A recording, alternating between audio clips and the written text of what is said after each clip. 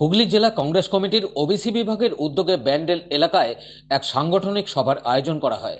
সভায় উপস্থিত ছিলেন কংগ্রেসের ন্যাশনাল কোঅর্ডিনেটর ও পশ্চিমবঙ্গের ইনচার্জ রাম গণেশ প্রজাপতি এবং পশ্চিমবঙ্গ প্রদেশ কংগ্রেস ওবিসি বিভাগের চেয়ারপারসন ডক্টর মায়া রানী ঘোষ।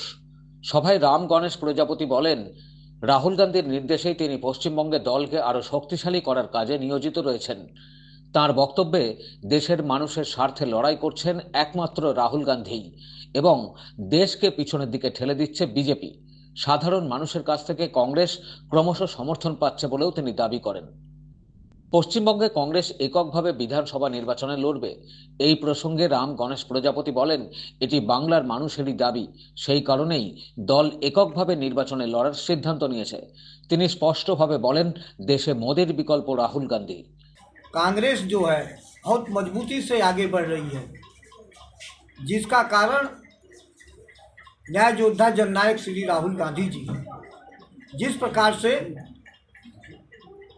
आदरणीय Rahul Gandhi OBC, minority, SC, ST के हक अधिकार, उनके शैक्षणिक भागीदारी, राजनीतिक भागीदारी को लेकर सड़क से और सदन तक अपनी बुलंद आवाज़ से इस तानाशाही जुल्मी सरकार के कानों में डालने का काम कर रहे हैं।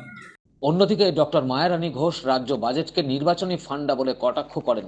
তিনি বলেন, ভাতা মানে কার্যত ভিক্ষা, এতে রাজ্যের প্রকৃত উন্নয়ন সম্ভব নয়।